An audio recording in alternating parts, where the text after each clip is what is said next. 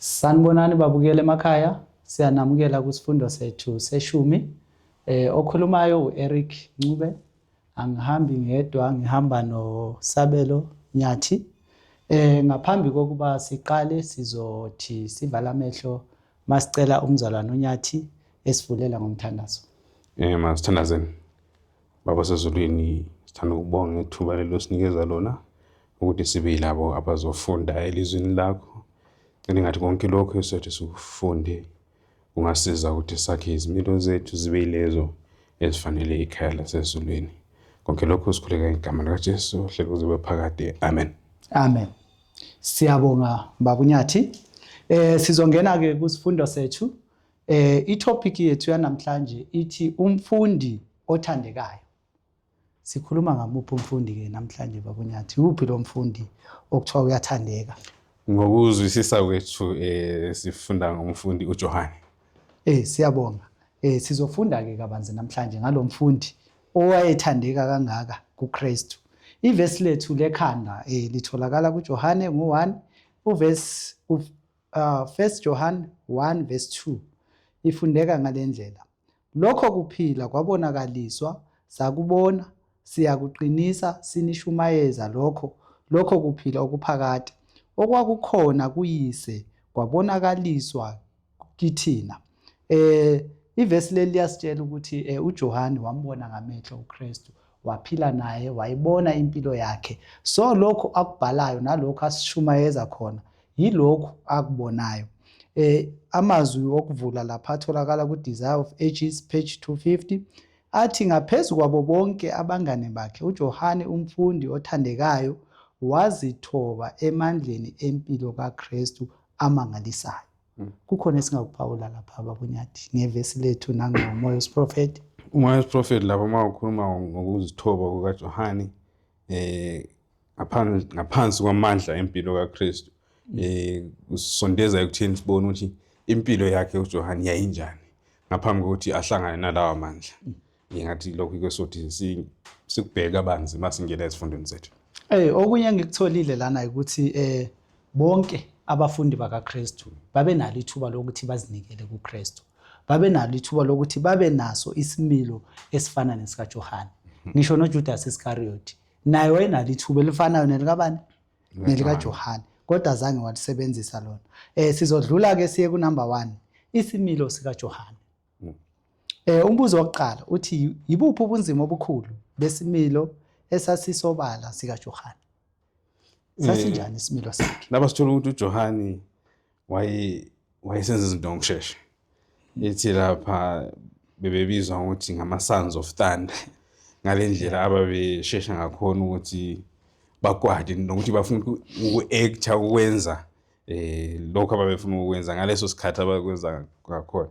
So ithi lapha uma ufunda kumoya wesiphrofeti, impatient and resentful under injured. Wayesithi maye engathola ukuthi alinyaze kumbe acunuke mhlawumbe ngento yayikhona, wayefuna ukuthi ngaleso sikhathi engakacabangisisi asheshe a-exit kumbe abuyise aphindisele ngaleso sikhathi. Siyabonga Baba Nyathi. Ukufunda lokugcwalisela kulamazwi osiwakhulumile. Lapho umoya wesiphrofeti uthi wayengazigabisi kuphela, wayenobugovu ezimisele ukuba ahlonishwe. Wayethanda ukuhlonishwa kakhulu ngenkani. Kodwa wayenamawala futhi enomhawu ngaphansi kokulinyazwa. Yena nomfowabo babebiza amadodana odumo. Ukuziphatha okubi, isifiso sempindiselo, umoya wokugxeka, bonke babe ngabafundi abathandekayo. Kuthiwa wayeshesha njengoba boshilo. Mangabe umonele wayethanda ukuthi angenza ini? I-revenge, impindiselo. Wayengakuyeki nje uzihambe noma kanjalo nje. Wayefuna ukuthi nawe uyizwe lento njani omzwise yona. Ngabe kukhona ufuna uPaulo noma sidlule siya? Hayi singadlula siyapha. Sizodlula ke siye ku number wethu siye kumbuzo wethu wesibili. Yimaphi amava embula ngokusobala imvelo yesimilo sempindiselo? Lana sithola ukuthi ma bengayamukelwanga uJohane nomfowabo bahle bathi kuKristu akwenzini ukuthi umlilo uphume isihlelo bashiswe labantu kuphele ngapha phele nje. ngenxa yokuthi ababamukelanga ngalendlela abethanda ukuthi bamukele ngayo. Lokho ke kubonisa isimilo sakhe ayenaso esibonisa khona ukuthi ukuphindisela esokuthi ngoba engamukelwanga kufanele ukuthi la bantu bajeze. So nathi ke namhlanje kuyisifundo ke esiza kithina ukuthi njengoba singabavangeli ke namhlanje akubona bonke abantu abazonjani abazothi basamukele mangabe sihambisa izwi, then masingamukelwanga akusho ukuthi sokumele sinjani siphindisele or sibenzele okunjani okubi. Ithini impendulo kaKristu? No, lapha sibona kumbe ngiphendule ngomoya wesiprophet noma othi wona it is not part of Christ's mission to compel men to receive him. Abantu abaphoqwanga ukuthi bamukele uKristu. Ukugcineni lapha yana laba abafunayo kumbe bafisayo ukuthi bazinikele inhliziyo zabo ngaphansi kothando yibo laba abafunekayo kumbe abadingekayo embusweni kaKristu. So lapha masibona indlela uJohn noJames ababeziphethe ngakhona nathi kuya siyalinyeka ukuthi sibe yilaba abathi mabenga rejectwa kwezinye indawo sibona ukuthi yilaba abantu aba appreciate ivangeli appreciate umsebenzi esiwenzayo. Ngakho ke ingathi bengasha ngoba ivangeli sesilethile kibo abalifuni abalamukeli. So into abasasiselelwe yiyona ukuthi bahlangane nalo mlilo. So asibaphoqa abantu silinda ukuze uthando luvuke ngaphakathi enhliziyweni zabo ukuze babe yilabo abamukela uKristu. Siyabonga, yiyo le point ebengiyithanda nami ukuthi uKristu uthi akaphoqi umuntu, akaforce umuntu ukuthi kanjani amukele yena uKristu. Kulapha kumoya wesiprophet kukhona la kubhalwe khona ukuthi uSathane uye oyenza lento leyo nezingilosi zakhe nabantu abasebenzisayo.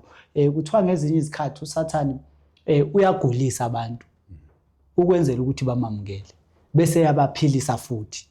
Mase kakuphilisile wena sowucabanga ukuthi ukwenzele kahle bese unjani sozomamukela. But uKristu uthi ufuna umuntu ozozinikela ngenhliziyo yakhe yonke azidele enze ngani ngothando. Sizondlula siye ku number 2 ukunqanela isikhundla esiphezulu. Kuyini esingakufunda ngesicelo sika Johane nomfowabo uJacob abasiletha kuKristu? Futhi isicelo siphi abasilethayo kuKristu? Okay, sithola lapho ukuthi yena nomfowabo bacela ukuthi inkosi sicela ukuthi sihlale omunye ngakwesinye isandla sakho sokunxele komunye isandla sakho sokudla mawusumise umbuso wakho. So lokho akubonisa ukuthi kulesikhundla abasibhekeleyo kulezi zinga abafuna ukuthi indawo abafuna ukuhlala kuyo and ibe seduze kakhulu kukaKristu okubonisa ukuthi baphakeme kangakanani. So sithola lapho ukuthi lesi isicelo ababesiletha kuyo uKristu. Uthini uKristu mayebaphendula? Uthi alisazi isimo kumbe umoya alicela ngawo. Ebonisa ukuthi lento abayifunayo abakayizwisisi bobabili. Bona babebhekele one side kodwa the deeper meaning kumbe ukuthi bacelani kahle babengakuzwisisanga. Mayiqhubeka uKristu uthi labo abafuna ukuthi babe bakhulu kumele babe yini? Babe phansi. Baphinde futhi babe yizinceku zabo bonke abantu. Okuwumsebenzi kwaJuda okwaIsrayeli owawubukelwa phansi. Inceku yayibukelwa phansi. So kuthiwa mangabe ufuna ukuthi ube uphakame kumele ube yinceku yawo wonke umuntu. Kunamazwi lapha uMoses prophet mawefunda ekugcineni ithi labo abanomoya kaKristu angeke bazimisele ukuthatha isikhundla esingaphezulu kwabazalwane babo. Yilabo abancane emehlweni abo abazobalelwa njengabakhulu. So kuthiwa mangabe sinomoya kaKristu kithina angeke size sifune izikhundla eziphakeme, but uzobona umzalwane wakho enjani engcono kunawe. Sizodlula siye lapha ku number B. Yiliphi ithemba eliyiphutha elakhuthaza lesi sicelo na? Yini ababecabanga bona ukuthi izoyenzeka baze balethe isicelo esinje? Bathi lapha uKristu so isikhathi lesesifikile sokuthi ubuyise umbuso wakho kuIsrayeli ube umphathi kaIsrayeli. So leso sicelo yiso esasenze ukuthi babe nale siyasicela esidlule qeda kudlula kiso esokuthi cela ukuthi sihlale ngapha ku right na ku left kwakho. So babebonile ukuthi ma umbuso bekhulumela ke embusweni walomhlaba uthi ma usubuyile kuzobe kuyinto enhle kuzobe kuyinto abangayithakazelela ukuthi bazithole behleli ngaku left naku right kuka Christ, which means bebezibona benalezo zikhundla eziphakeme embusweni. Siyabonga. Njengoba bawushilo kwasekuqaleni ukuthi kwakungabantu abathanda i-honor. So babezibona besebengabantu abaphakemeyo. Mangabe bezonjani bozohlala esandleni sika left nesokudla sika Christ. So babeyithanda ke ukuthi babukwe ngabantu. Sizondlula siye ku number C. uJesu wabaqondisa kanjani lo moya ababenawo kanye nabanye abafundi esikuthola ukuthi akakhuzi bona kuphela bakhuza bonke. Yes, sithola lapha uJohn behlangana nomuntu obesebenza ngegama likaKristu, casting out devils in thy name. So baya uJesu bathi sithola umuntu exosha amadimoni ngegama lakho. Samkhuza sathi makayiyeke nje lento ayenzayo ngoba engekho kunye nathi lana. So bona babefuna ukuthi wonke umuntu ozosebenza ngegama likaKristu kube yilo ola eduze kwabo. So uKristu uthi kubo ma umuntu lo engekho against us unathi. So ubungozi bakhe miyeke nenze njani asebenze. So babefuna ukuthi bayigodle lento bayigcine la eduze ibe into encane eyomndeni. Kodwa ke uKristu uthi hayi ma izosihlangana nakho uthi kukhona abantu abazosebenza ngegama lami as long as labantu bengekho against thina bengalwisani nathi kulungile ukuthi basebenze. So uvuselela umoya wokushare. Yes, uvuselela umoya ukuthi wonke umuntu wamkelekile ukuthi asebenze ngegama likaKristu. Siyabonga. Ngithanda le point yakho oyishoyo ukuthi babefuna ukuthi bayigcine lana kubona. Ngezinye indlela usho ukuthi babebona lento le kuyikuthi ifanele bona bodwa ukuthi bayenze. Lo muntu wayesethatha udumo okumele luye kuphi luye kubo. Manje abasakwazi ukubukwa manje naye nangu umuntu unjani uthatha udumo lwabo. So ngezinye ze bathini okunye kwesimilo sika John ayenaso lokho ukuthi wayefuna kunjani ukubukwa ngabantu. Sizothi sidluleke siye ku number 3 isimilo esiguquliwe. So siyabona ukuthi likhona ithemba nanoma singaba nesimilo esinjani. Isimilo siyanjani siyakwazi ukuthi sinjani siguquleke. Umbuzo wokuqala uthi kuyini okwenzeka kuJohn lapho ebheke isimilo sika Kristu futhi kuyini esingakufunda kukho na. So lapho sibona isimilo sika John siguquka. Sifana naleso esika Kristu. Uthi lokho ke na esikubonileyo esikuzwileyo sikudlulisela kini ukuze nibe yilabo that you may fellowship with us. Nibe yilabo abakhonza kunye nathi. So sisuka kule ndaba yokuthi babone umuntu ekhuluma ngegama likaKristu bathi akusiyo yakho le ndaba indaba yethu. Kodwa uthi manje mayesefika kulesi isigaba isimilo sakhe sesiguquka uthi no lento esiyibonile lento esiyizwileyo selinikeza yona nani ukuze libe yilabo abahlanganyela nathi ekumkhonzeni uKristu. So isimilo lasakhe sisibona siyaguquka. Ngiye lapha kumoya wesiprophet uthi he opened his heart to the divine influence and became not only a hearer but a doer of the Savior's words. Self was hid in Christ and he learned to wear the yoke of Christ and to bear his burden. So sibona lapha eseguquka akasezwa kuphela ithi uzwa amazwi kaKristu uphinde uyawenza uthi mina wafihleka kuYesu wafunda ukuthi athwale umbathabathi leli jogwe elikaKristu alenze libe ngelakhe. So sibona ukuthi ukuguquka kwesimo ekugcineni lapha athi they may be marked defects in the characters of an individual, yet when he becomes a true disciple of Christ, the power of divine grace makes him a new creature. So ukuguquka kwesimo sakhe ukuthi kukhona ke izici esinazo ekuzimilo zethu. Kodwa mase simamukele ngempela uKristu uthi yena lolo thando lukaKristu kumbe lawo mandla umusa kaKristu ayamguqula umuntu. So sibona lo John esikhuluma ngaye ube umuntu ofuna ukuphakama, uthanda ukuphindisela, eseqala ukuthi ashintshwe ngenxa yalamandla awavumela ukuthi asebenze empilweni yakhe. Siyabonga. Umbuzo wesibili kuwo lo mbuzo esiphuma ko ithi kuyinti nesingakufunda kuwo lamava kaJohane. Kukhona naye singazitholela khona. Phendule lapha ngomoya wesiprophet uthi wona, but when persons profess to be Christians and their religion does not make them better men and better women in all relations of life, living representatives of Christ in disposition and character, they are none of his.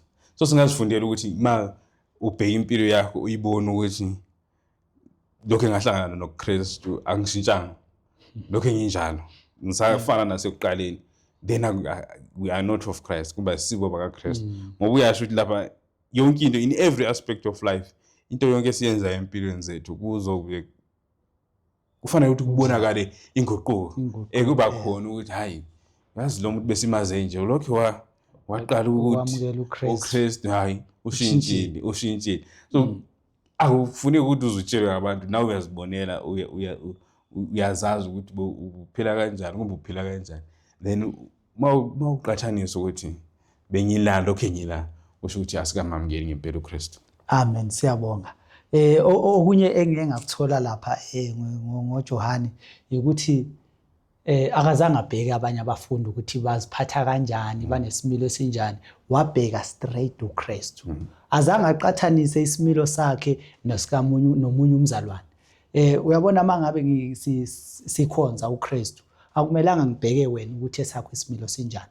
Kumele ngibheke uKristu, ngifise ukufana naye uKristu. Nawe uzonjani? Uzobheka uKristu, ufise ukufana noKristu. uKristu okuwe noKristu okimi, uKristu oyedwa. So sonke sizogcina sinesimilo esihle esifana noKristu. Bathi by beholding we become changed. So mangabe sibheka uKristu sizoguqulwa sifane naye. So makube isifiso sethu ukuthi sifane noJohane, sibheke uKristu ngaso sonke isikhathi. Masidlula siya ku number B. Ithi njengoba eguqulwa uthando lukaJesu, yimuphi umnyalezo uJohane anawo kubo bonke abakholwayo after sekaguqukile? uJohane akagcini ngokuguquka nje kuphela, but uletha umlayezo kuthina. Yimuphi lo mlayezo asinikeza wona namhlanje? Oqala lapho uJohane uthi masimthande sizogcina imiyalo yakhe. Uthi lo othi yamthanda kodwa ingagcini imiyalo yakhe umqambi wamanga, iqiniso alikho kuye. Uthi lo ke ogcina lawo mazwi kunothando lukaNkulunkulu kuye. So aphena athi ngiyalilayo ukuthi masinga thandi kuphela let us not ngifunde kahle ngifunde my little children, let us not love in word neither in tongue but in deed and in truth. Uthi masingathandi singathi siyathanda ngomlomo ngokukhuluma kuphela, hayi ukuthi masithande in deed nangezenzo. Lokho uyumlayo asinikeza wona ekugcineni lapha athi beloved let us love one another, for love is of God, and everyone that loveth is born of God and knoweth God. Uthi masithandaneni, ngiyanitshela ukuthi masithandaneni ngoba labo abathanda naye uthando lusuka kuNkulunkulu, then lo thandayo naye usengokaNkulunkulu. So from lokho ade yikho khona useshintshile, usesinikeza lo myalo oyame kakhulu ekutheni njengamaKristu masithandaneni. Ukugcwalisa nje kuloko osokushilo. Makaqala lapha uthi mangabe simthanda sizogcina umthetho kaNkulunkulu. Uthando lukaNkulunkulu lolo. Mayegcina uthi masithandaneni. Kahle kahle ugoqele yonke imithetho elishumi kule imithetho emibili. Ethi thanda umakhelwane wakho, uthande nobani?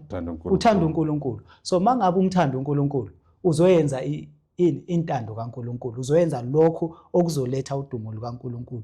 Futhi mangabe uthanda umakhelwane wakho o mangabe uthanda umfowenu, uzokwenza lokho okunjani okungeke kumphoqe. So yonke imithetho elishumi njani igoqelwe kule mithetho emibili. Sizondlula siye lapha ku number 4 kuthiwani ngathi namhlanje.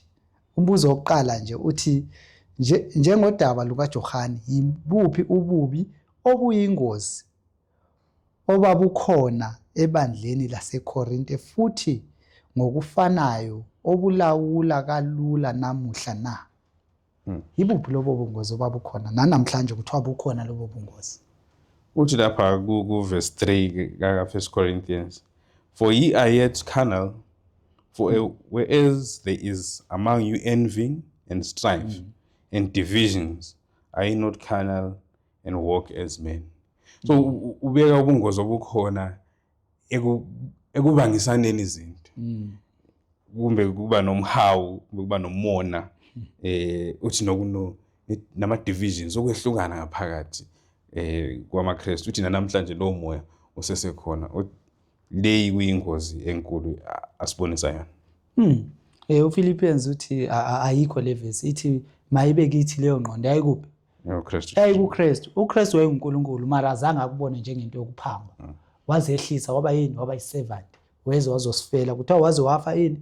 Ukufa kwehlazo kwesiphambano. So nathi kuthiwa kumele kube khona ukuzehlisa komunye nomunye, kungabi khona ukulwela izikhundla, kungabi khona ukuyeyisana phakathi kwabazalwane nabodade. Ngabe khona ufuna ukuphawula ngoMoses prophet noma? Ngizophawula ngoMoses prophet kodwa yi-suggested reading lapha. Beyabhala lapho uthi the world is against us, the popular church is against us, the laws of the land will soon be against us, and if ever there was a time when the people of God should pray together, it is now. Uthi into ezenzekayo umhlaba awuzwani nathi, uthi nemithetho yelizwe masinyane izosuka nje ingasavumelani nathi. So uma kukhona isikhathi sokuthi abantwana bakaKristu bahlanganise isikhathi samanje, ebese sithi we cannot afford to give place to Satan by cherishing disunion, discord and strife. So kukhona into uSathane azama ukuyenza ukuthi uze umsebenzi ungaphumeleli, okulula ukuthi abantu bengahlangani. Ukhona ke umusho ojwayelekileyo ukuthi united we what? We stand, divided we fall. So uSathane usebenzise leyo ndlela ebandleni ukuze umsebenzi ungayiphambili. Ngokuyazi ukuthi mabelisana bodwa ayikho indlela yokuthi bengaqhubeka baye phambili. So yiyo leyo ngozi uJohn asibonisa yona namhlanje ukuthi uma singaqapheli sizomosha isikhathi sonke, sisilwa sodwa, umsebenzi ungaqhubekeli phambili. Amen. Futhi mangigcwalisa nje kuthiwa nomoya oyingcwele angeke sikwazi ukuthelelwa mangabe singazwani. So ukuze sithelwe umoya oyingcwele kumele sinjani? Sibe united, sibe into eyodwa. Khana uNkulunkulu azokwazi ukusithelela umoya oyingcwele ukuze sihambe siqhubeke senze umsebenzi wakhe. Sizoqhubekela phambili siye kumbuzo wethu olandelayo, sincengwa kanjani kubizo oluphezulu kunalokho na? Uthi lapha verse 13. For brethren, ye have been called unto liberty. Only use not liberty for an occasion to the flesh, but by love save one another. So siyanxuswa ukuthi ngothando masenze njani? Masebenzelane omunye ngomunye. Lolu kulubizo oluphakemeyo. Uthi verse 14, for all the law is fulfilled in one word, even in this, thou shalt love thy neighbor as thyself. Ngoba ukuzithanda wonke umuntu uyazithanda. Akekho umuntu ofuna ukuziphoxa yena ngokwakhe. So ngakho ke uthi thanda umakhelwane wakho njengalokhu uzithanda. So lubizo oluphakemeyo lolu olwenza ukuthi mawuhlaziya kahle ngokugcwele uzobona ukuthi luphakeme kangakanani sibizelwe emsebenzini ophakeme onzima kangakanani oyenza ukuthi uthanda umakhelwane wakho njengoba uzithanda. Siyabonga. Kunamazwi lapha uMoses prophet athi ngokwecebo likaNkulunkulu ayikho indawo yombango wobugovu. yini ubugovu singathi ufunda zonke izinto zize kimi. yebo so kuthiwa mangabe ungumKristu akumelanga kube khona umbango ukuthi zonke izikhundla o zonke izinto ezinhle kumele ziqale kimi o zenzekalele kubani kumina.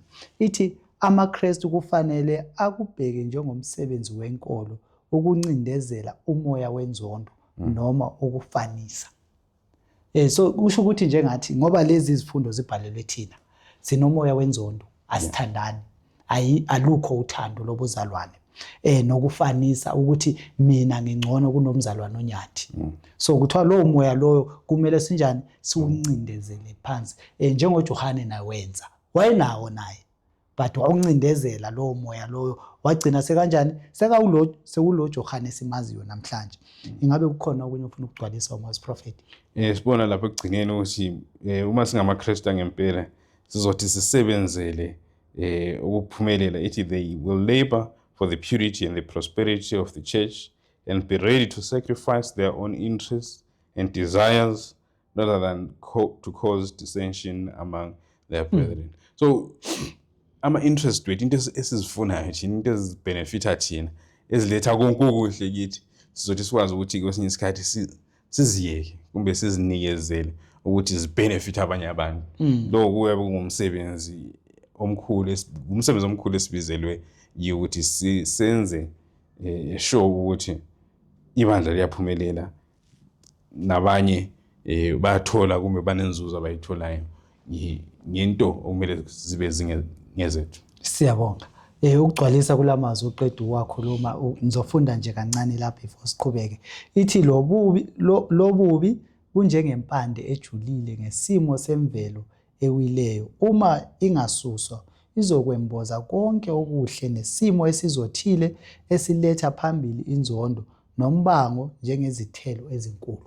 So kuthiwa mangabe zonke lezi zinto ezimbi singazisusi o singazinyatheli phansi ama-fruits wakhona kuzoba ngama-fruits angekho mahle phambi kaNkulunkulu. Inzondo izobonakala kube yiyo enjani esilawulayo nombango wezikhundla kuzoba yiyo into enjani ezosilawula ezimpilweni zethu. Kukhona posafuna ukugcwalisa? Okay, siyabonga. Sizodlula siye ku number 5, imfundo eyisihluthulelo.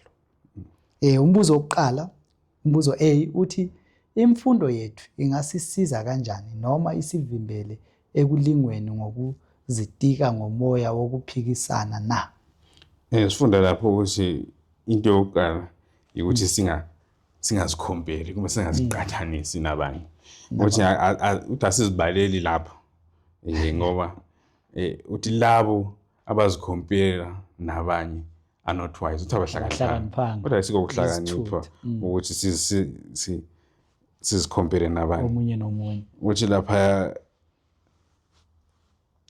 let nothing be done through strife or vainglory, but in lowliness of mind let each esteem the other better than themselves.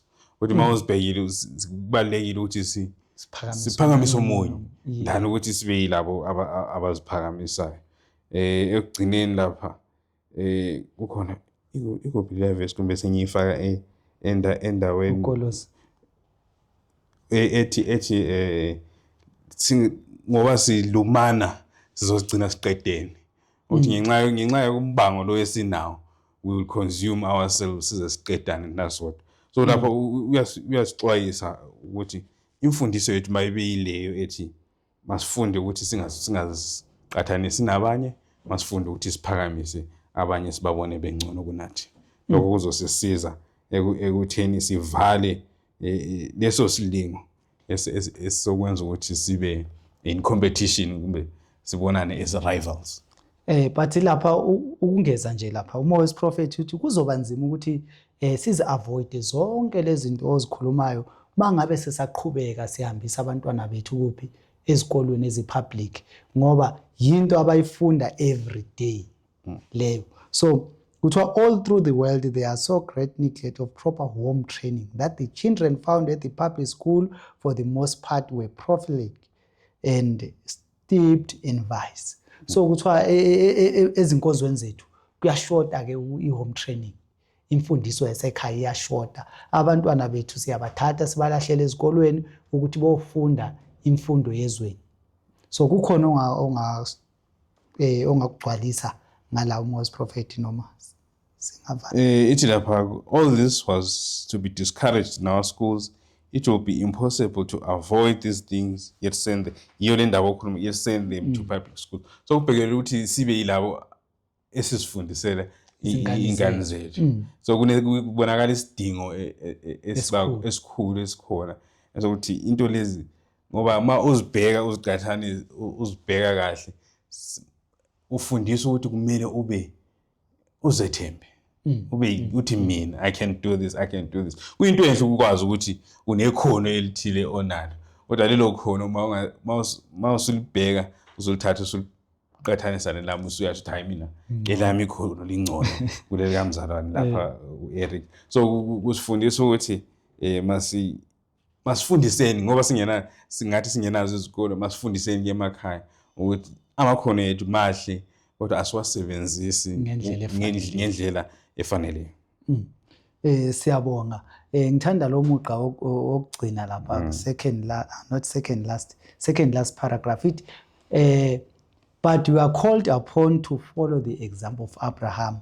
Of him the Lord said, I know him that he will command his children and his household after him, and they shall keep the way of the Lord to do justice and judgment. Ingabe ke thina siyayifundisa imindeni yethu nabantwana bethu ukuthi bahambe ngendlela zikaNkulunkulu na? Kusase nomsebenzi, sisase ne-challenge okumele siyenze njengabazali, njengenhloko yemindeni. Ithi lapha mase ekugcineni the last one. Ithi uAbraham kwagcina kufuneke ukuthi asuke endlini kaYesu ukuze aye kwelinye ilizwe ayaboniswa ukuze akhone ukuthi afundise ngendlela eqondileyo umndeni wakhe. Mhlawumbe nathi kusalele kithi kumele sisuke lapha comfortable khona ukuze siyofundisa ngoba kwesinye isikhathi siyafunda ngoba sifunda amasabatha onke kodwa leyo mfundiso ayikho enough.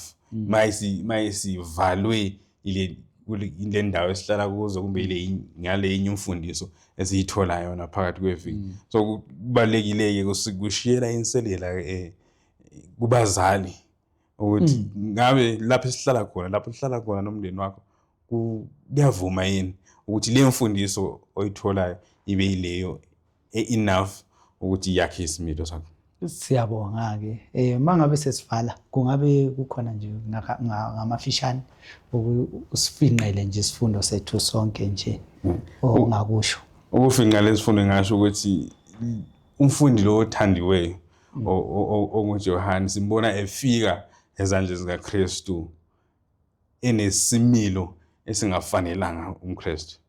Simbone ngumuntu olwayo ofuna ukuphakanyiswa onalezo zonke nje impawu abenazo uthi wabe sebheka kuKristu wabe sevumela amandla kaKristu ukuthi agoqule impilo yakhe. So nathi sinomsebenzi ukuthi sigoquke kumele sinomsebenzi wokuvumela amandla kaKristu ukuthi asebenze kithi ngoba amandla kaKristu siyabona izifundo siyazithola kodwa siyavumela na ukuthi amandla kaKristu asebenze kithi. So uJohane wavumela lawo mandla ekugcineni simbone sebhala kakhulu ngothando eqinisa ukuthi thandanani ngoba makunjalo lizokhona ukuthi liphumele. So sinesifundo esikhulu la sokuthi sithandane njengamaKristu sivumele amandla kaKristu ukuthi asebenze empilweni zethu. Siyabonga. If kungekho njalo singavumeli ukuthi uKristu asebenze ezimpilweni zethu sizofana noJudas. Sizohamba naye uKristu for 3.5 years but ekugcineni sinjani sizithole singabalahliweyo. Mase sivala nje kunamazwi engiwathandayo engizothanda ukuthi siwafunde lapha ku Thursday last paragraph. We should seek for true goodness rather than greatness. Those who possess the mind of Christ will have humble views of themselves. They will labor for the purity and prosperity of the church and be ready to sacrifice their own interests and desire rather than to cause dissension among their brethren. Amen. So kungamazwi la engithanda ukuthi sivale ngawo. Siyabonga-ke isifundo sethu bakunyathi esithe sahamba kahle. Sengathi inkosi ingabusisa nje wonke amazwi esithe sawafunda. Amen. Amen. Ngaphambi kokuba sivale sizothoba amakhanda wethu masithandaze. Baba wethu osezulwini, Mdali wezulu nomhlaba, siyabonga umusa nothando othe waba nalo masiqala le nkonzo. Uthe wasihola, wasinikeza inhlakanipho ukuthi konke sikwenzayo sikwenze ngokukhulu ukuzinikela nangenhlonipho enkulu. Sicela Nkosi ube nabo bonke abalaleli emakhaya, ubanikeze amandla ukuthi bakwazi ukuzwisisa zonke lezi zifundo esibalethela zona. Nathi ngokunjalo sinikeze amandla sikwazi ukuqhubeka sikusebenzela ngendlela efaneleyo. Konke lokhu sicela sinethemba ukuthi uzosenzela kanye nokunye singakucelanga ngelihle igama lenkosi yethu Jesu. Amen. Amen. Siyabonga-ke isifundo sethu sizothi siphelele lana. Sizophinda sihlangane futhi ngeviki elizayo masifunda lesson number 11 esithi the Great Commission.